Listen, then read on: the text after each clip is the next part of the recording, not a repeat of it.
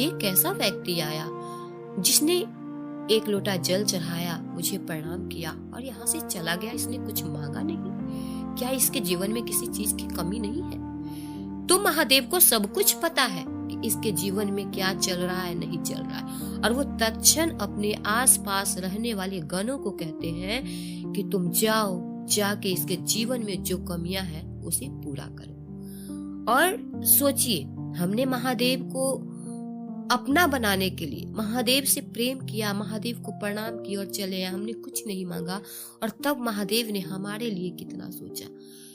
तो आज हम लोग को साहब जो विधा दिए हैं 3 सूत्र के माध्यम से महादेव को गुरु बनाने का, आज यह बहुत ही सुंदर विधा हमारे साहब दिए हैं, जिसमें हम प्रथम सूत्र में अपने गुरु से दया मांगते हैं।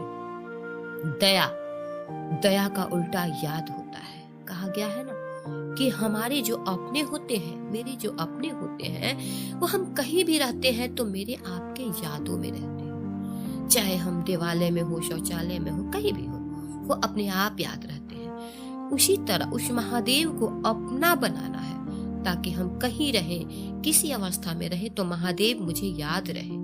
साहब मेरे कहे बस आपको याद रह जाए कि शिव मेरे गुरु हैं, तो ये याद जो है ना आपको परिणाम दे देगा।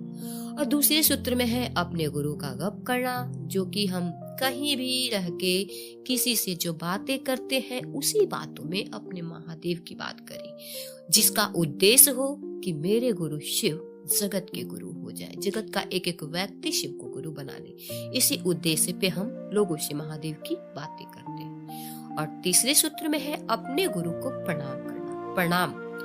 प्रणाम जो है हमारे आपके जीवन में बहुत बड़ा परिणाम देता है। हम लोग इस चीज को अनुभूत करते हैं कि अगर दुश्मन के सामने भी सर झुकाकर हम लोग प्रणाम करते हैं तो वो ना चाहते हुए भी हमें आशीर्वाद देने को विवश हो जाते हैं कि खुश रहो। तो जब हम लोग महादेव को प्रणाम करते हैं तो हम सोच सकते हैं कि महादेव हमारे प्रणाम का कैसा परिणाम दे सकते हैं। और कहा गया है कि प्रणाम करने के लिए हम लोग नमः शिवाय का सहारा लेते हैं, और ये हमारे कर्म फल को काटने का काम करता है, तिरोहित करने का काम करता है। तो यही 3 विधा करके महादेव को हम अपना गुरु बना सकते हैं। अपना, जिस तरह मेरा सब कुछ, मेरा बेटा बेटी घर सब मेरा है, उसी तरह महादेव भी मेरे हैं। तो महादेव को अपना गुरु बनाइए 3 सूत्र के माध्यम से, और अपने जीवन को शिवमय बनाएं।